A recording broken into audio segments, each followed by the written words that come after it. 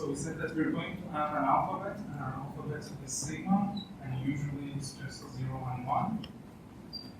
And then we will be talking about strings in this alphabet. So we have a set sigma star, which is the set of all strings that you can write with this alphabet.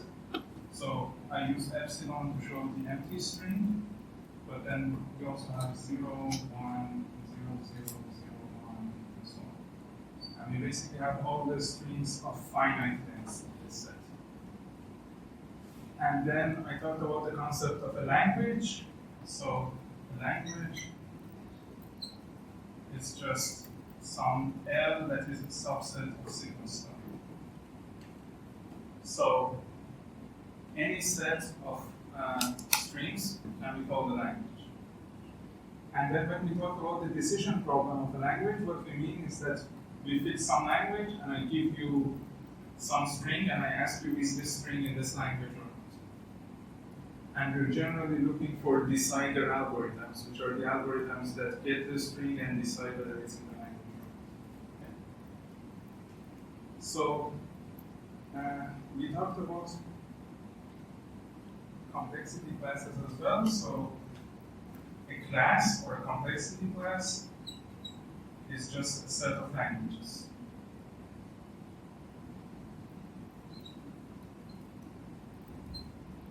Okay, so whenever I say a class, all I mean is a set of languages.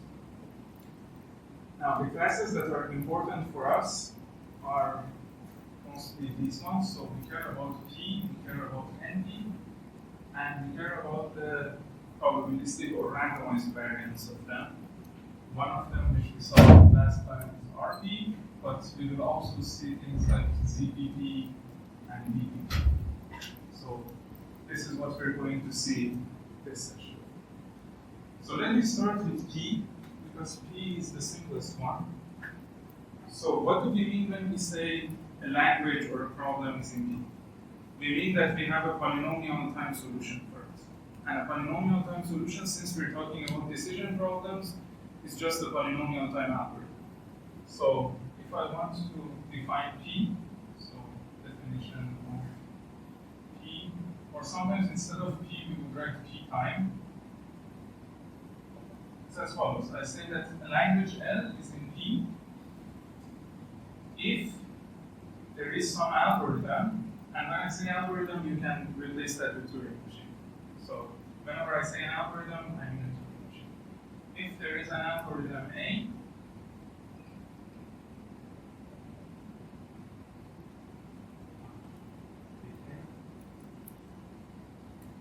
and some polynomial P, such that I want to have these properties for every input that I can imagine in my set of strings. So I want to say that for every input, I have these properties. The first property is that this algorithm, when run on this input, gives me a yes output or a 1 output, or this algorithm accepts X if and only if X is in L. And the second condition is that the algorithm should run in polynomial time, which means that if I take the time that it takes for my algorithm to run on this input X, it should be at most that polynomial there. So it should be at most P of the length of this. Okay. So if you have a problem and you have an algorithm that solves that problem in polynomial time, the problem is in D. This is not so hard. Now, I want to go one step further and define what we mean when we talk about NP. So, this is the definition.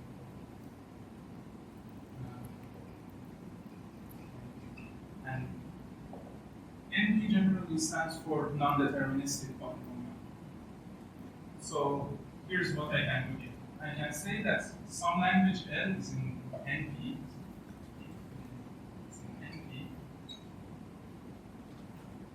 If I don't want to necessarily say that I can solve it in polynomial time, but I want to say that if someone gives me a solution and a proof that some x is in my language L, then I should be able to verify that proof in polynomial time. Okay, so this is the intuition. Let me now formalize this. A language L is in NP if there is an algorithm A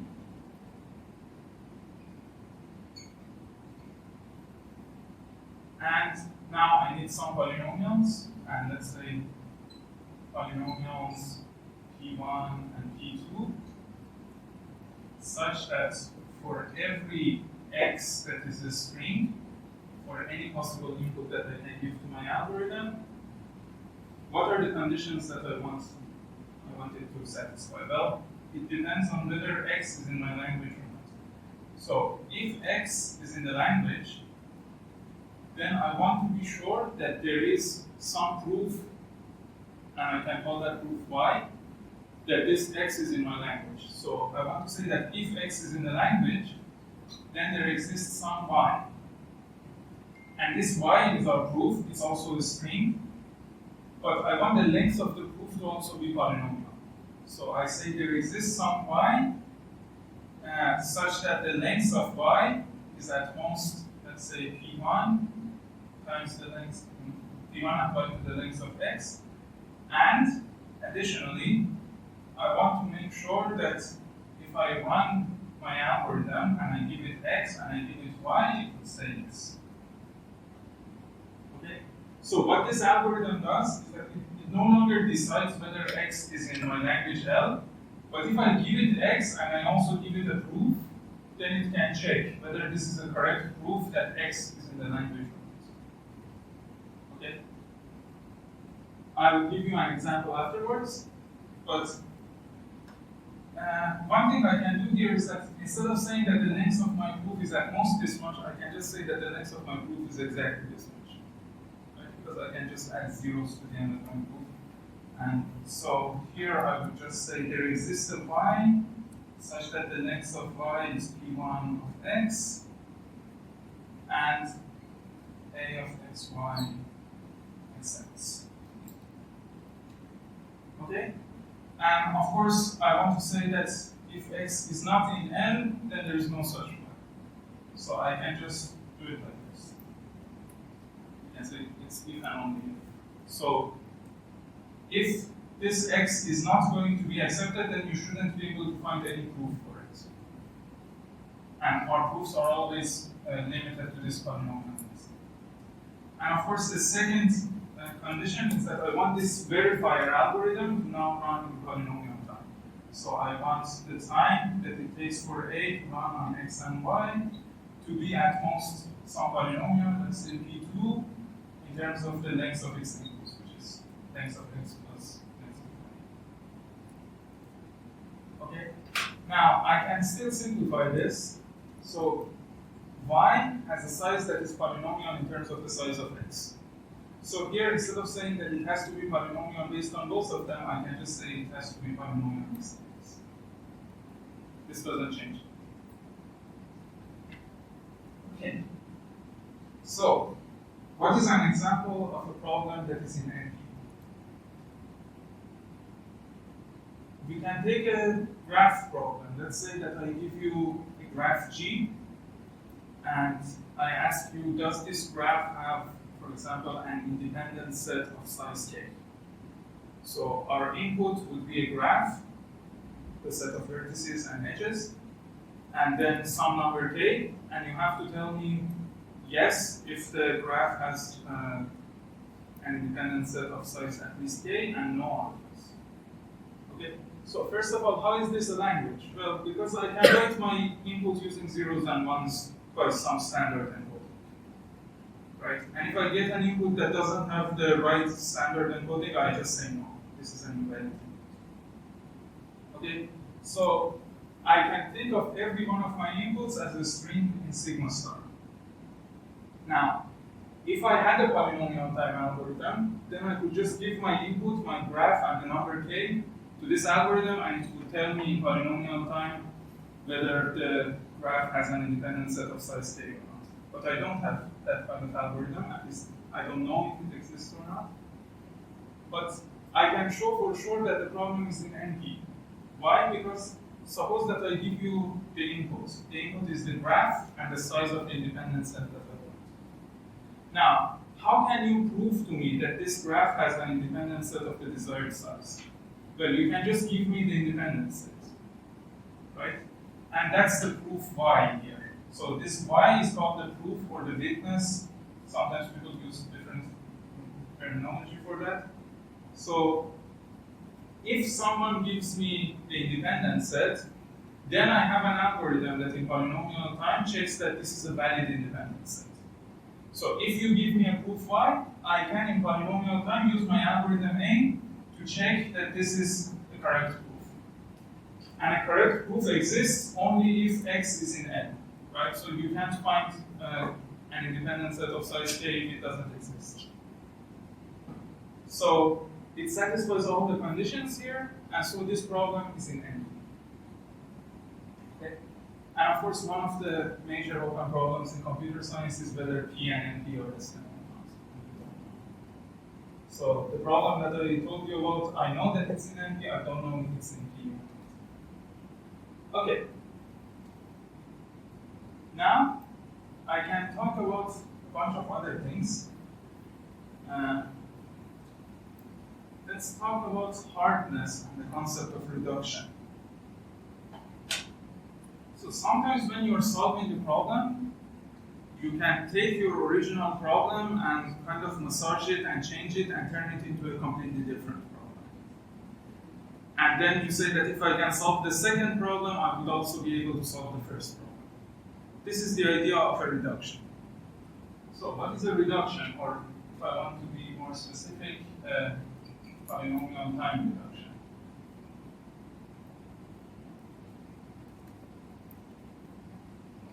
It's this. Let's say I have two languages, L1 and L2. Okay? So these are both languages. They're subsets of sigma star. And I want to say that it's easier for me to decide L1 than it is to decide L2. Now, how can I say that? I can say a reduction, so given this, given these two languages, a reduction from L1 to L2 is just a function, a mathematical function. It's a function f. Now, what does this function do? It takes inputs that we were supposed to give to the algorithm for L1 and gives us inputs that we're supposed to give to the algorithm for L2. So it maps strings to strings, and the conditions are as follows. The first condition is that for every string x, x is in my first language in L1 if and only if f of x is in my second language. Okay? And the second condition is that f can be computed in polynomial time.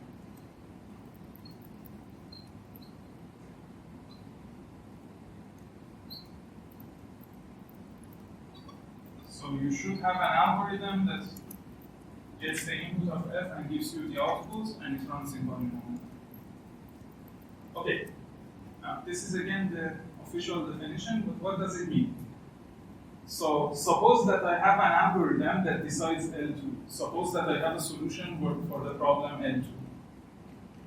Then, if I have a reduction, I can use the same solution to solve L1. The way I can do it is that I get an input for L1, and I don't know if it's an accepted input, it's really in my language or not. But what I do is that I just apply this function f. And then it transforms it into an input for L2. And now if I have an algorithm that solves L2, I can just run that algorithm. And I can know if f of x is in L2. And then by the definition of a reduction, x is in L1 if and only if f of x is in L2. So I'm starting with problem L1, and I'm changing my problem to L2. And I'm saying, if you can give me a solution for L2, then I can construct a solution for L1. by just combining the reduction and your solution. Okay. So which one of these two problems is supposed to be harder if I have a reduction from L1 to L1. L2? No, actually L2 is harder, right? Because when I have a reduction from L1 to L2, if I have a solution for L2, then I also have a solution for L1. But if I have a solution for L1, I might not have a solution for L2.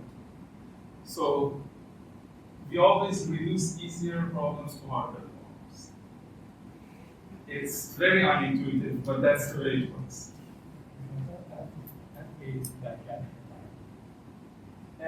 So F is not a bijection, no, and that's the reason why this wouldn't work on both sides. So if you're given an input of L1, you can apply F, and then you can check if it's in L2 or not. But if you're given an input of L2, there is no F inverse. You can't go back and make it into an input of L1.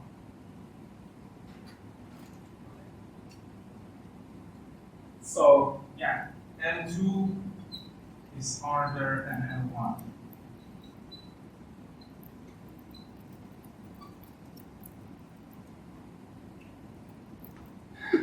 Okay. Now using this concept of a reduction, we can, for example, look into, again, graph problem. Right? So let's say my problem is this. So my first problem is that I give you some graph and I give you some integer k. And what I ask you is, does G have an independent set of size k? Okay, so let's say this is my first problem. And let's say my second problem is the click problem. So I get the same inputs, I get the graph G and some integer k.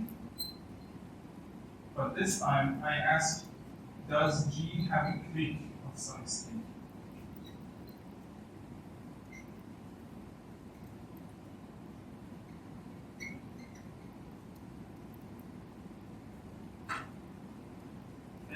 So an independent set is a set of vertices where there are no edges between this particular set.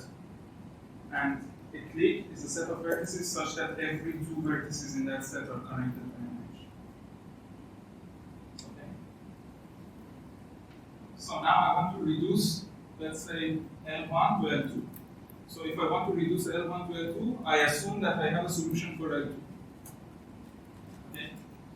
And if I have a solution for L2, and by solution, let's say I think about a polynomial time solution.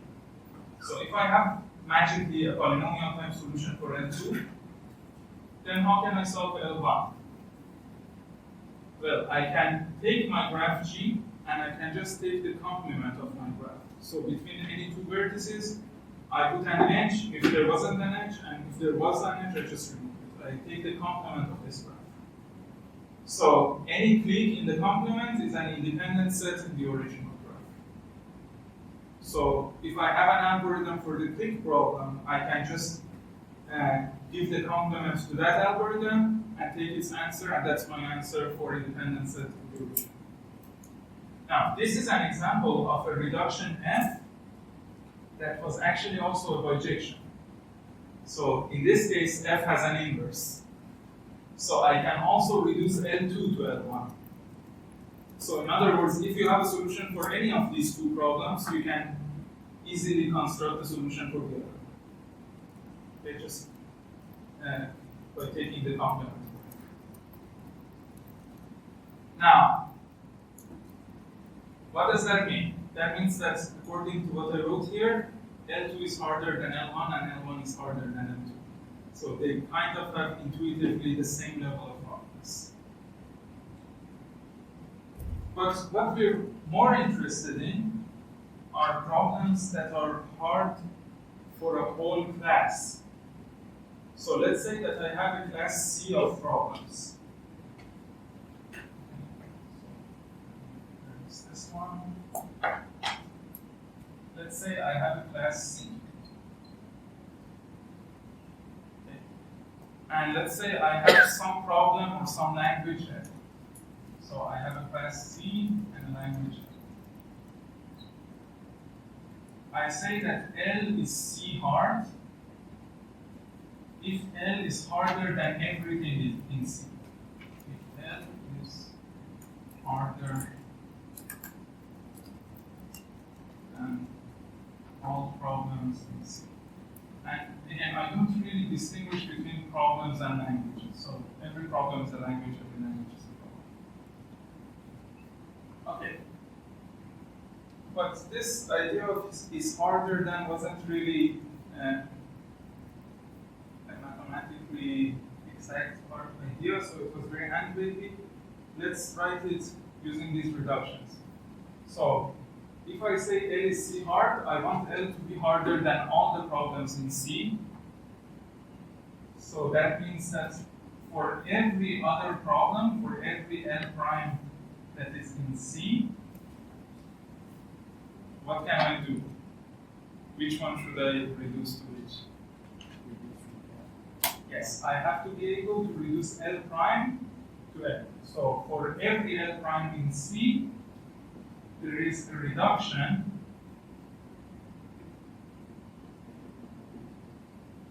from L prime to L. So when I say for any class C, when I say a language is C hard, I mean that I can take any other language in that class and then I can reduce that other language to my original language. So now you know what it means when we say a problem is NP hard. It means that any problem that you can take that satisfies this definition that is in NP is easier than an NP hard problem. And actually the two problems that I erased there were examples of NP hard problems. Okay. But I'm going to also give you another definition. So we say that the language L is C complete. So again, C is any class. So we say that L is C complete if it satisfies these two conditions. The first one is that L is C hard, and the second one is that L is in C. So when I say, for example, a problem is NP complete, what I mean is that that problem is harder than all the problems in NP, but it is itself also in NP. Okay, so that's the difference between completeness and hardness. And again, the two problems that I erased here were examples of NP-complete problems. You can easily come up with problems that are NP-hard but not NP-complete. So they can just be problems that take much more time and space, let's say. So if you have a problem that you cannot solve in less than exponential time, if it's x time complete, x time is the set of problems that are solvable in exponential time instead of polynomial time. That's a larger set than I regard what is NP type of polynomial reduction. No, this y is not really a reduction. What's the mean of polynomial x? What is the polynomial x? Okay, so this means that the length of y is a polynomial in the length of x. So going back to our example of an independent set, I give you a graph and some number k, and I ask you, does this graph have an independent set of size k? Now, if you say yes, I tell you prove it. You have to give me a proof. But the proof that you give me cannot be too long. The proof that you give me should be polynomial in the size of the original. Because I want to be able to check the proof in polynomial time. And if the proof is already itself longer than polynomial, I wouldn't be able to check it in polynomial. So the definition of what is more general than polynomial reduction? They don't really have anything to do with each other. I don't see how they're related. I mean, we can. So a reduction is a function that basically turns the inputs for one problem into inputs for the other problem. Whereas here the y is just some proof or some witness that this x is inside the language n. So here we're only talking about one language. There we have two different languages. Okay, so now with all of this out of the way, I can also give you more examples of NP-complete problems. So one of the famous examples of an NP-complete problem is the three-set problem.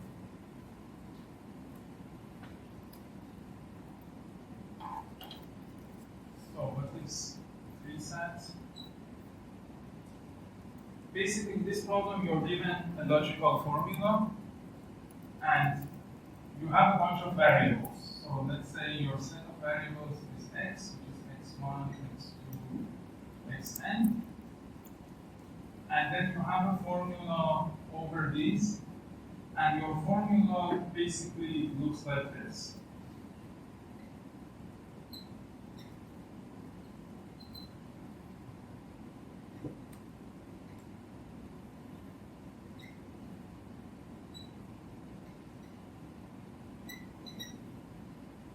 So the formula is, so we call each of these clause. So the formula is a conjunction of clauses, or an AND of a bunch of clauses. And each of your clauses has three literals in it. So each one of these is called a literal. So each clause is the disjunction of three literals. And each literal is either one of your variables or the negation of that variable. And what you want to do is that you want to assign true or false or 0 or 1 to your variables such that this formula holds.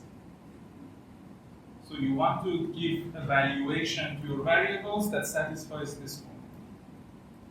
And the three-set question is that the formula is given to you in the input, and you are asked whether it's possible to have such a valuation. Is it possible to satisfy this formula? And this is one of the most classical examples of an NP-complete problem. So this problem is in NP.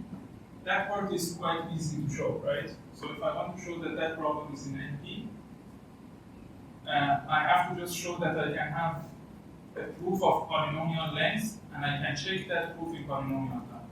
So the proof can actually be the values that you assign to these xi's.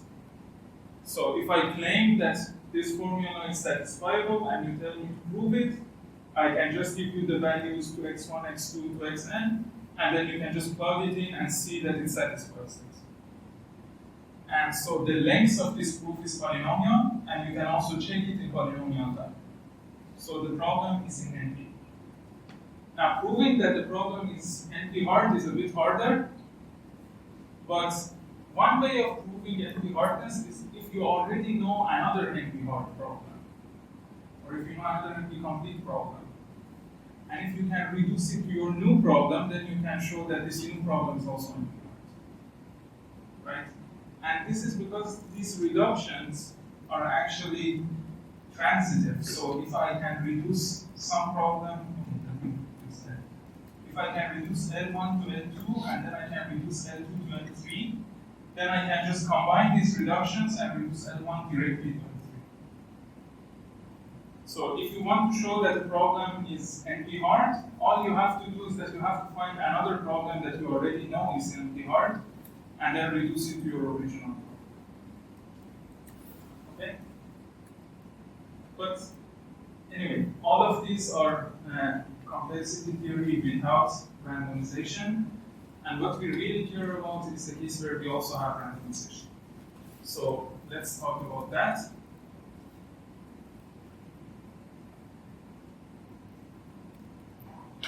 So I showed you the definition of RP last time, which stands for randomized polynomial map. So RP, or randomized P, so randomized polynomial map.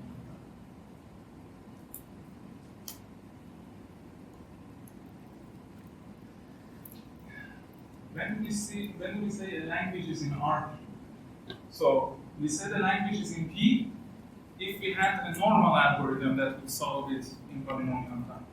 When we say it's in RP, we want to have a randomized algorithm that solves it in polynomial time. And the definition was that the language L is in RP if, now I need a bunch of things to exist. If there exists some algorithm A, okay, this is our randomized algorithm, but I also want to have two polynomials. And so let's say polynomials P1 and P2, such that, now this is the part where things got interesting. So last time we said that for every string x that I can get in my input, I have two cases. Either my string x is in my language, in which case I want my algorithm to tell me that this string is in the language with a probability of at least a half. So I want the probability that my algorithm says this string is in the language, the probability that my algorithm returns 1 or returns yes, to be at least half. And the second case is that if x is not in L, then I want this probability to be 0. So the probability that my algorithm says yes should be 0. Okay? But as we talked about this in the last session a little bit, we have to somehow model the randomness so that this probability makes sense. And the way we do that is that we say for every x taking the string y,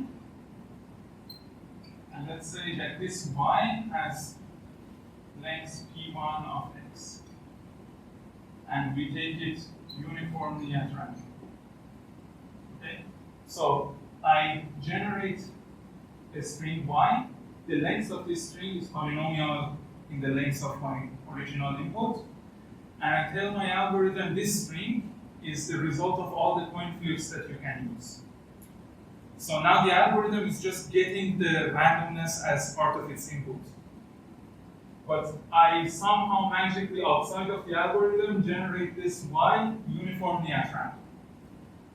And now these probabilities make sense because I can say this is probability over the y.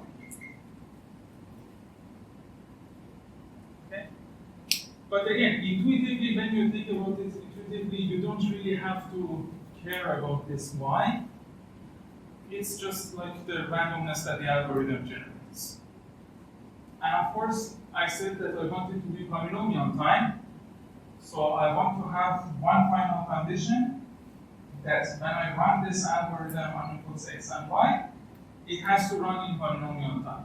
So the runtime should be at least some polynomial, and that's why I have two polynomials there in the lengths of the input. But again, just like the previous case with NP, y is already bounded by a polynomial of x. So instead of saying that this time is bounded by a polynomial in x plus y, I can just say it's bounded by a polynomial in x. Okay? So if we want to talk about it intuitively, this means that a problem is in RP if you have a polynomial time randomized algorithm that solves the problem. But what do we mean by solving the problem? We mean that if the input is in the language, then it has to give you the right answer with probability half, at least. But if the input is not in the language, it has to always say that the input is not in the language. So another way of doing this is that I can say if the input x is not in the language, then the probability that my algorithm says 0 is 1. Okay? So in other words, for the instances, for the inputs that are in the language, I can have some error. But for the ones that are not in the language, I never have an error. Okay? So here I have a one-sided kind of error. Now, what is an algorithm that's kind of like this? So if you look at the algorithm that we saw for mean cut last time, the problem was that I give you a graph and some number k, and I ask you, is there a cut of size k or small? Now, what would that algorithm do? It would just do a bunch of randomization and try to find the cut. But at the end of the day, it would either find the cut, in which case it would say yes, or it was unable to find the cut and it would say no. So the important point is that whenever it said yes, you could count on that yes answer. You could be sure that it has really found the cut, and that's why it's saying yes. Whereas when it said no, well, we could have some error. It might be that there was actually such a cut, but the algorithm didn't find it. But we could also bound the probability of this error. And again, here we are using the bound half, but you can put any other constant here. It doesn't really matter. Because you can take your algorithm and you can repeat it. Okay. So, let's finally do some theorems, some lemmas. The first thing I want you to see is that P is a subset of RP, and RP is a subset of NP.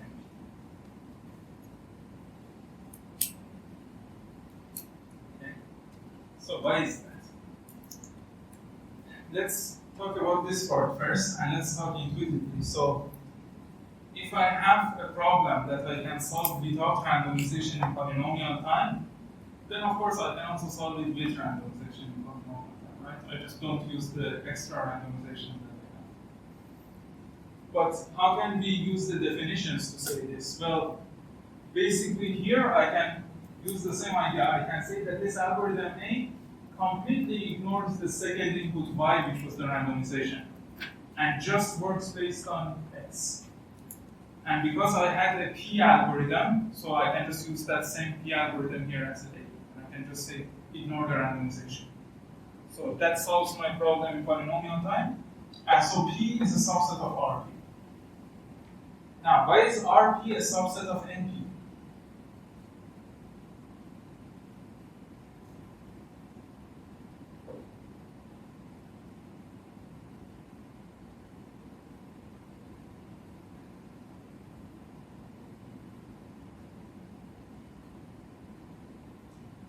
Actually, I chose the same notation in defining NP and RP so that this becomes also a bit obvious. So, what's happening in NP? If my input is in L, then there should be some Y, there should be some witness that shows me that the input is really in L, such that A of xy is 1. Okay? But here, what I have is that the probability that this thing happens is more than half. So it's more than 0. So if this probability is more than 0, then of course there is at least one y, where if I give A of xy, it would give me 1. Right? So that's why RP is a subset of NP, because if I have a non-zero probability here, then I can find a concrete y, and then I can use that y here. Okay, nice. But a problem that we have here is that we are only allowing one-sided error.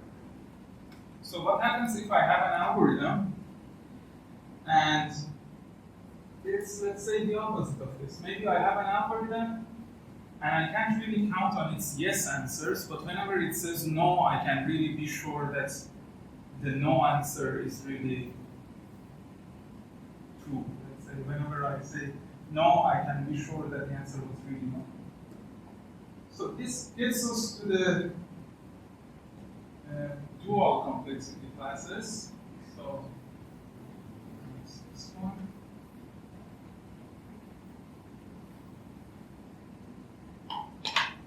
So for any complexity class C, we can define a complexity class called co-C. And co-C is basically the set of all the languages whose complement is in C. Okay, so if I have a set of languages, I can just take the complement of all of these languages, and then I just add a code to mean the complement. Okay? So for example, what is co-P?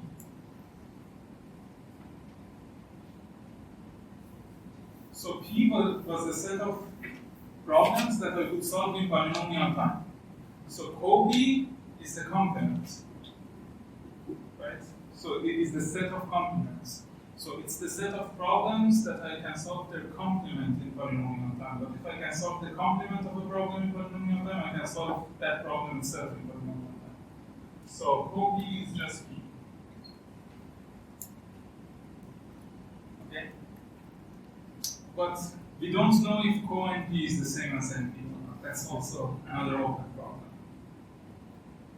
But one thing that we do know is that P is a subset of NP intersection with co-NP. Okay, and then again, this is really easy to figure out. So what is NP? NP is the set of all languages where when the set of all the problems where when the answer was yes, we would prove it in polynomial time. So co-NP is the set of all problems such that when the answer is no, we can prove that the answer is no in polynomial time. But if a problem is in P, I can just solve the problem entirely in polynomial time. So I can prove both a yes answer and a no answer in polynomial time. So P is a subset of NP and it's also a subset of co-NP, so it's a subset of their intersection. Okay. I have a question. So for the definition of RP, if we change the half to like non-zero, do we get exactly NP? If we change this to non-zero, Yeah, just say that the probability is bigger than zero. yes. Yes, it seems so, right? Because saying that a y exists is the same as saying that the probability of existence of y is not zero. But it shouldn't necessarily be a constant, right? So if you just say it's greater than zero, then yes, it will be zero. Because the length of y can change based on the length of x. Okay. So now, the same way that I had co-NP, I can have co-RP. And if you just follow the definitions, you can convince yourself that co-RP is the set of languages for which there is some algorithm, some randomized algorithm, such that it has one-sided error, but the one-sided error is the opposite of this. So whenever the algorithm says 0, you can trust that the answer is 0. Whenever the algorithm says 1, there is some probability. Okay, and then with some probability, it's not. So co-RP is basically the dual of RP. And you can think about, for example, whether P is a subset of co-RP and whether co-RP is a subset of co-NP.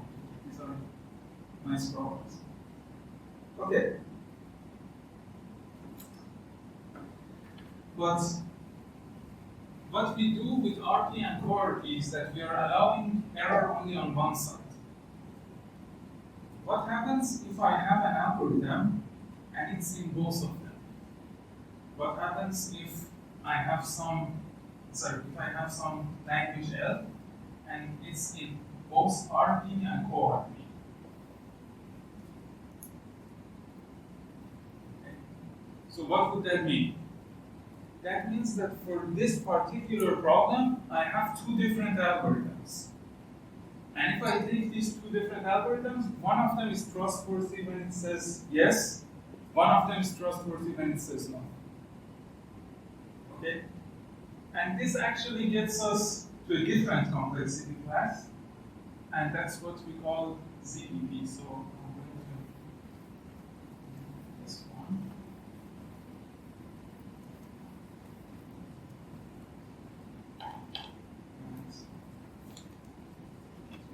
ZPP. So ZPP stands for zero error probabilistic polynomial. Okay. So the language L is in ZPP if, again, I want to have an algorithm, just like that. If there is an algorithm A. And of course, I still want to have the y here that is sampled from a polynomial x and so on. So let's just assume that I've written all of the things about y. Okay? I'm not repeating the y part. So L is in CPP if there is an algorithm A such that now I want to let this algorithm to give me an output other than 0 and 1. I want this algorithm to be able to say I don't know. Okay? So this algorithm gets an input for the problem, and it either says yes or 1, or it says no or 0, or sometimes it just says I don't know. Okay? But here's the thing. I want to say for every input, first of all, I don't like it when the algorithm says I don't know, so I want the probability of saying I don't know to be bounded. So I want to say that the probability that this is I don't know is at most, again, let's say half. Okay? And of course, I can write this more formally. I can add the y, because there is always a y, which models the randomness. But again, from now on, I'm too lazy to write the y. So just assume that there is a y all the time, and whenever I write probability, it's probability over. Okay.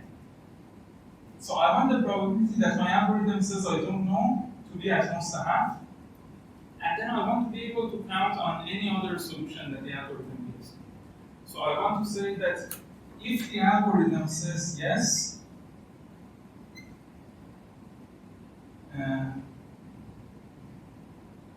then I want to be sure that this was really the language, or the y. And if the algorithm says no, then I want to be sure that x was not in the language. Okay? And finally, again, we're talking about polynomial time, so I want the time of my algorithm to be bounded by some polynomial x. Okay? So it's very similar to this one, except that now I can say I don't know. And also, if the algorithm says that it knows the answer, then it knows the correct answer. It always gives us the correct answer if it says anything other than I don't know. Okay. So now this is a good exercise. Let's try this. Let's prove that ZPP is the intersection of RP and co-RP.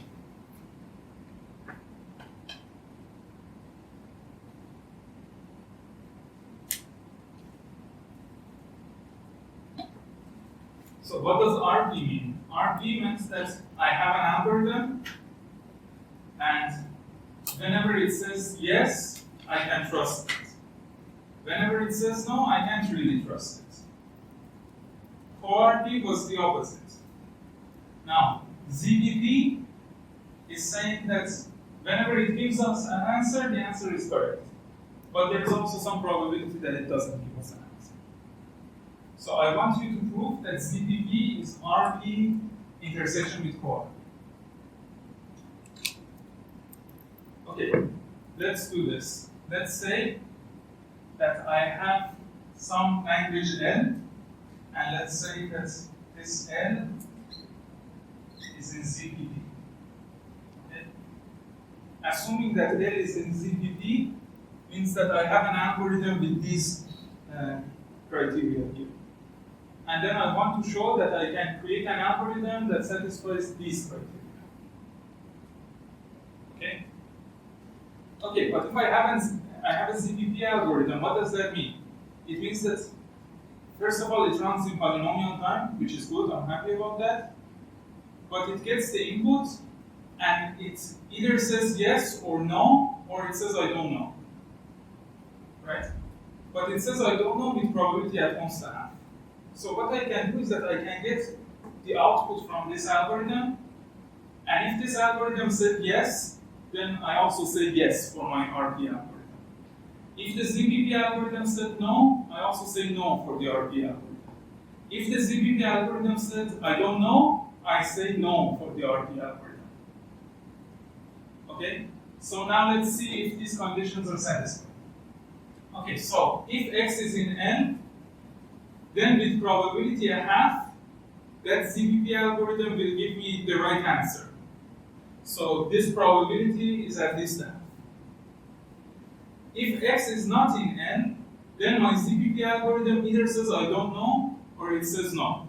In any case, I'm saying no, so this probability is 1. Okay? So whenever I have a ZPP algorithm, I can just take that algorithm and change all the I don't knows to 0, and that gives me an RP algorithm. Now, it's the same thing for co-RP, right? The difference is that I change all the I don't knows to yes.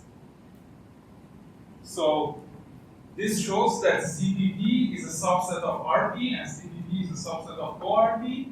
So ZPP is a subset of RP intersect co-RP. But we want to show that we have equality here. So now I have to do the other side. I have to say that I assume I have a language L that is in RP and also in co-RP. Okay? Yes, that's obviously like if we want to set it be in RP, then we change all the I don't know to yes instance, then you will have at most one half population to be not, then the probability of x, y is 1. Oh yes, that might be true. Maybe I did it. Maybe I did the opposite of when I did this. And you have to check the video later on. Yeah. But you get the general idea. The general idea is that you get the I don't know and change it to yes or to no for RP. Okay. I have a question. Yes. Once we get a problem of like the equality is on the halves, like one of them needs to be like strict. It doesn't really matter because we can change this constant to any other constant. Okay. Right? So again, this is the idea of repeating the algorithm. So in order to make my algorithm more trustworthy, I can just, so let's say I have a ZPP algorithm and the probability that it doesn't give me the right answer and says I don't know is at most a half. Right? So I can just run this ZPP algorithm n times. And then the probability that none of those runs give me the right answer is going to be 1 over 2 to the power of n. So I can really make this probability small and it doesn't really change the definition of ZPP. And the same thing happens on the RP side. So yeah, we don't really care if these things are strict or not. But now let's prove the other side of this lemma or theorem. Let's say that I have a language L and it's in RP and it's also in co-RP. So what does this mean? This means that I have an algorithm for L that satisfies the condition of RP, and then I have potentially a completely different algorithm for the same problem that satisfies the conditions of co-RP. Okay? So let's say I have two algorithms. One is the algorithm that has the RP conditions, and the other one is the algorithm that has the co-RP conditions. Now, let's say I give you some input x. Just run both of these algorithms. Okay? Now what happens? There are of course two cases. Either x is in my language or x is not in my language. If x is in my language and I run the RP algorithm, with some probability it will say that it's in my language. With probability at least half. Right? But the co-RP one would be sure about this. Right? So I can just take the answer of the co-RP one and I can trust that. Now let's say that I take x and x is not in my language. Then what happens? Then the RP algorithm would say 0. It would say X is not in your language. And the co-RP algorithm would give the right answer with some probability. Okay? So now I can just make the table of what happens based on the answers of the RP and the co-RP. So let's say that the RP algorithm says 1, and the co-RP algorithm also says 1. Okay?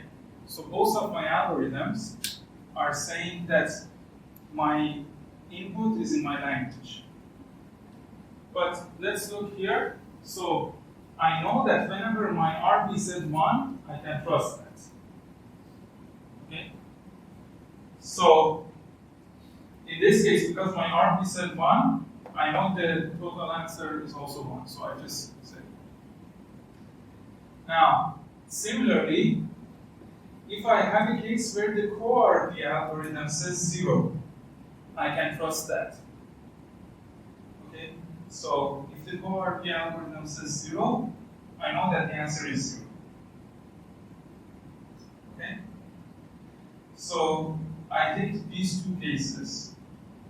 Now, what are the cases that don't satisfy in any of these? So the only case that I'm not really sure is if my RP algorithm says 0 and my co-RP algorithm says 1. Okay? So, if my RP algorithm says 0, I don't know if I'm here or here. Right? Because my RP algorithm can say 0 in both cases. But if my co-RP algorithm says 1, it's a similar situation. Okay? But here's the important part. When I'm creating a CPP algorithm, I can also say I don't know. So that's what I do here. If my RP algorithm says 0 and my co-RP algorithm says 1, I just say I don't know. And you can follow the probabilities again, and you can see that it satisfies. It's like the probability is at most a half in any case. Right? So let's say X was in N, and my RP algorithm said 0. So the probability of that is less than a half. And I'm saying I don't know. So the probability for this particular X to say I don't know is at most a half. And you can do the same thing for the co-RP. So basically you just run the RP algorithm and the co-RP algorithm. And in 3 out of 4 possible combinations, you're sure what the answer is. In the other one, you say I don't know. And it satisfies. Okay. So now let me just draw something maybe. Okay, no.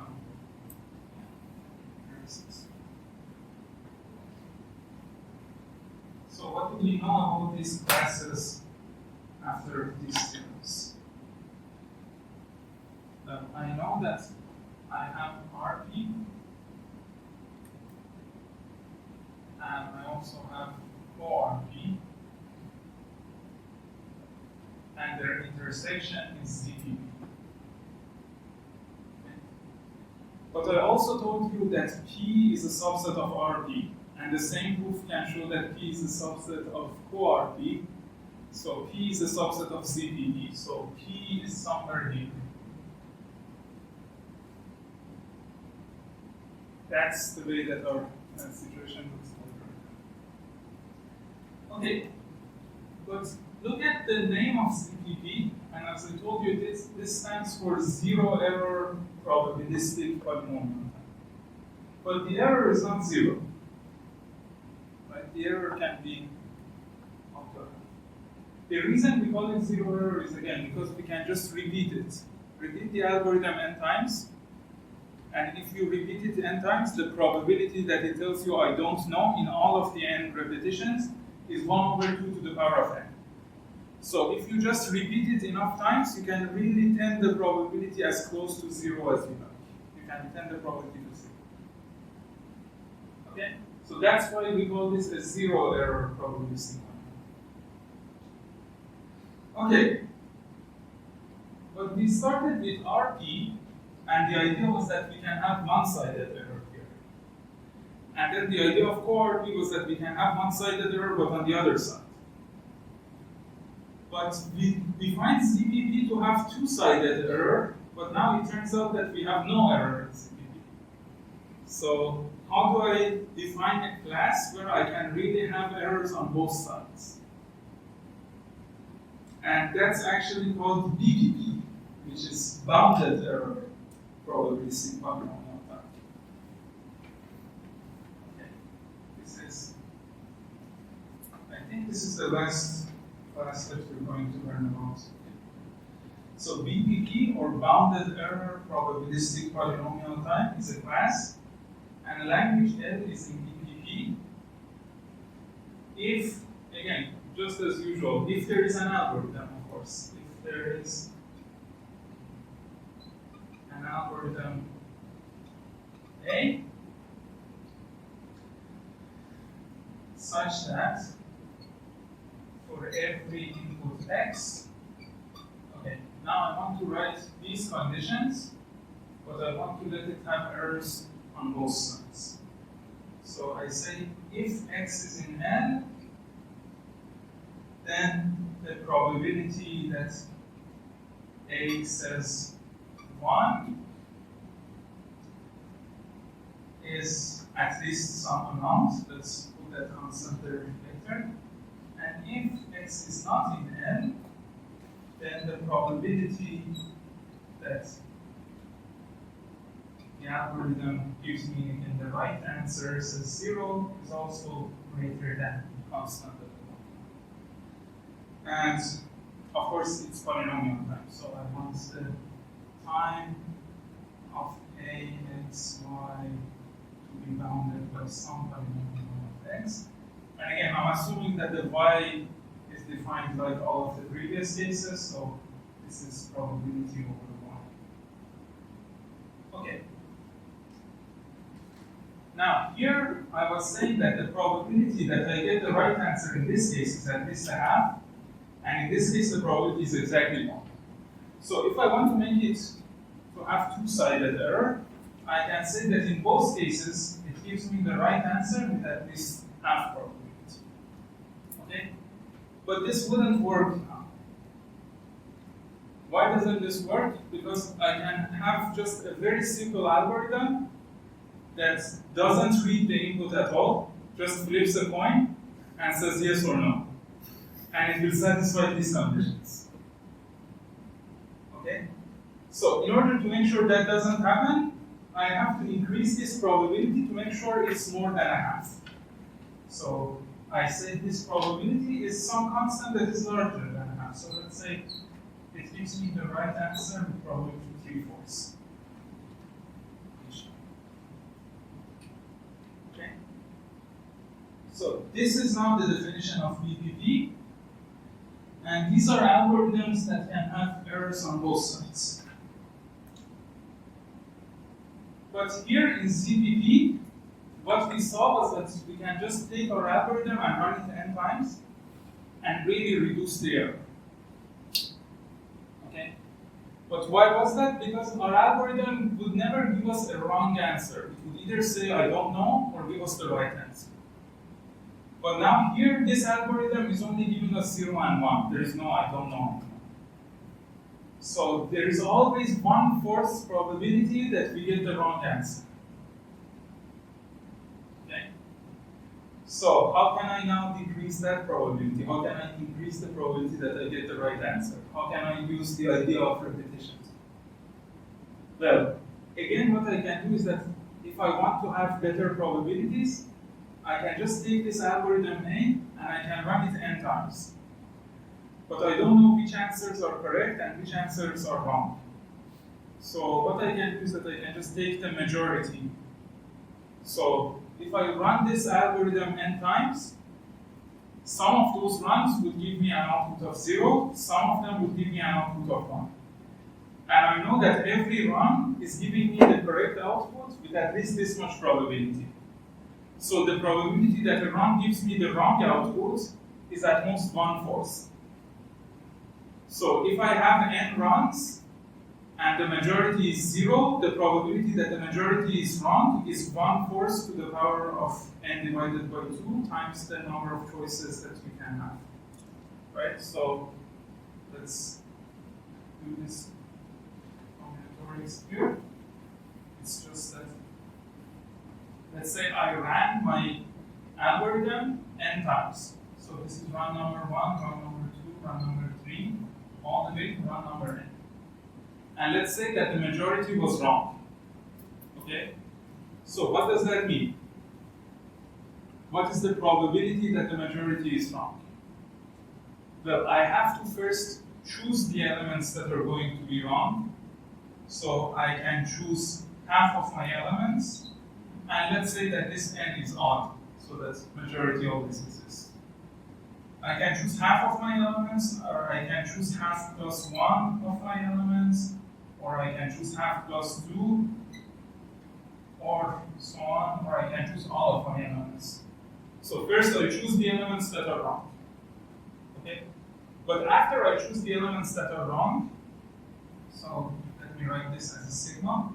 So I starts from n plus 1 divided by 2 and goes all the way to n. I first choose the elements that are wrong. But then what is the probability that these elements are wrong? It's 1/4 to the power of I. Okay? And what is the probability that everyone else is right? It's 3/4 to the power of n minus. Okay? Now, this should be ringing some bells for you. This is the binomial expansion. Right? So if I choose my n large enough, I can make the overall probability as small as I can. So again, the idea is the same as the idea that we had for CPP. The idea is that I'm going to repeat this over and over again. But now, instead of just having one answer that I can trust, I take the majority answer.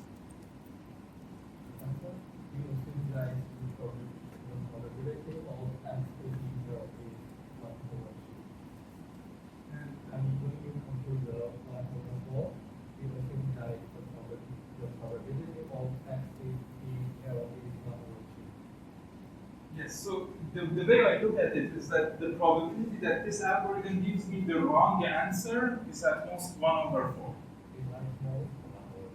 Yes. Because if x is in L, it gives me the right answer with probability 3/4. If x is not in L, it also gives me the right answer 0 with probability 3/4.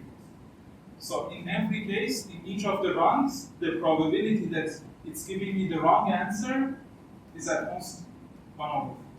And I'm just taking the worst case. I'm saying, let's say it's exactly 1/4. I want to find the bound. Okay? And so I just choose which elements are in that wrong majority. I want to find the probability of the majority being wrong. And then those elements have a probability of 1/4 to the power of I to be wrong, and the others have a probability of 3/4 to the power of n minus I to be right. And then I have to sum this over all possible sizes of the majority.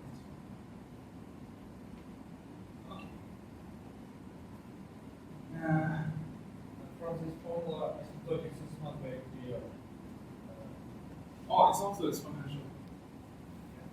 You can. I don't like to do too much algebra, but it's exponential.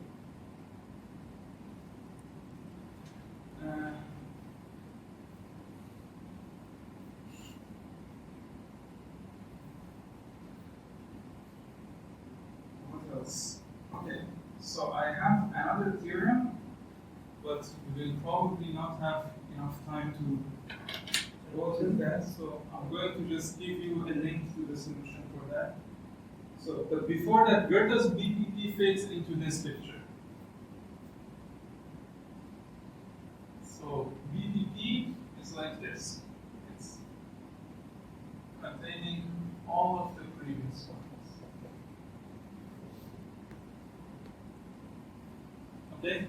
And again, seeing this is very simple. these constants don't matter, as I told you before, so here I can put 3/4 instead of a half, and RP will not change. So if I want to show that RP is a subset of BPP, that's super easy. An RP algorithm is already a BPP algorithm. Because an RP algorithm has one-sided error, a BPP algorithm can have errors on both sides. So you just make sure that that one-sided error is less than the 1/4 error that you can have here, and that's for repetition. Okay? And the same thing happens for co-RP. So both RP and co-RP are subsets of BPP. Now, one thing that we don't know about is the relationship between NP and BPP. So we don't know if they're the same. But we know this, and I don't have enough time for it probably, but let's attempt it anyway.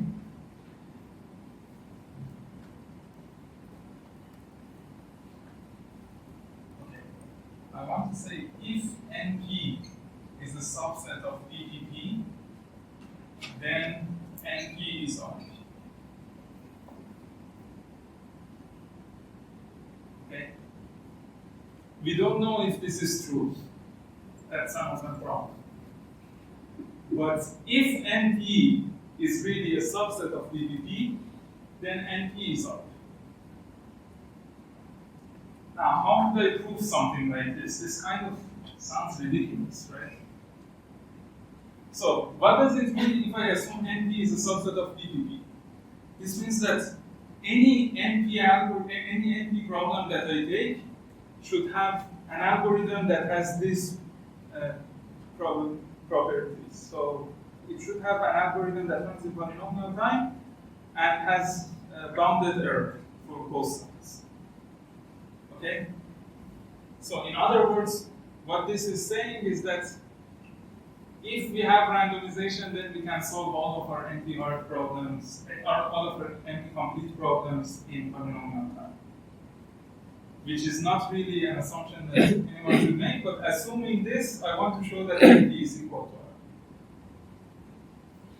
So, if I assume this, then it means that whenever I take a problem in NP, that problem has a BPP algorithm, an algorithm that looks like this. So let me just take my favorite problem, 3SAT. So if NP is a subset of BPP, then 3SAT has a BPP algorithm.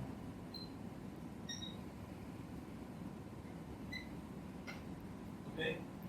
And let's use the BPP algorithm for 3SAT to create an RP algorithm for 3SAT. Because if I do that, then I have an NP-hard problem, or an NP-complete problem, 3SAT, which is in RP, so all of NP is in RP. So all I need to prove is that this one problem would be in RP if it has a BPP algorithm. So if I have a 3SAT instance, so let's write it like this, x1 or x2 or not x3, and let's say x4 or not x5 or not x4. Okay, let's say I have a BPP algorithm for this. How would you find an RP algorithm out of the BPP? Well, here's what I'm going to do. I'm going to take my first variable x1 and I'm going to set that to true. I'm going to say I want x1 to be true. And then I'll use my BPP algorithm to check if the rest of this is satisfiable, assuming that x1 was fixed as true. If the answer was yes, then I just fix x1 to be true and move to x2. If the answer was no, I set x1 to be 0 and then move to x2. So every time I take one of my variables, I ask my BPP algorithm, if I set this variable to 1, is the rest of this satisfiable? And if the BPP algorithm says yes, I set this variable to 1 and continue. If it says no, I set this variable to 0 and continue. So this way, I will get a valuation for all of my variables. And at the end, when I have a value for all of my variables, I just check if that value really satisfies the formula. And if the value really satisfies the formula, I say yes. If it didn't satisfy the formula, I say no. Okay? So, first of all, I'm satisfying this condition because, I'm satisfying this condition because if the answer is no, I'm always going to say no. Right? Because the only case that I say yes is if I have an answer in my hand at the end of it. But now I want to say the other case. I want to say that if the answer was actually yes, then I would say yes with probability at least a half. So if the answer is yes, and if all of the calls to my BPP algorithm works correctly,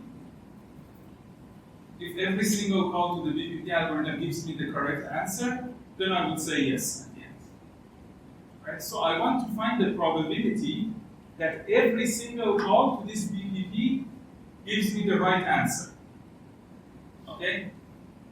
What's that probability? It's the probability that the BPP gives the right answer. Let's call that P to the power of n. Because I'm calling my BPP algorithm n times. So I want this P to the power of n to be greater than or equal to a half. But if I just use a BPP algorithm that has an error like this, it wouldn't work, right? So I can't say that 3/4 to the power of n is more than a half. But what I can do is that I can really increase this P by just doing the majority thing.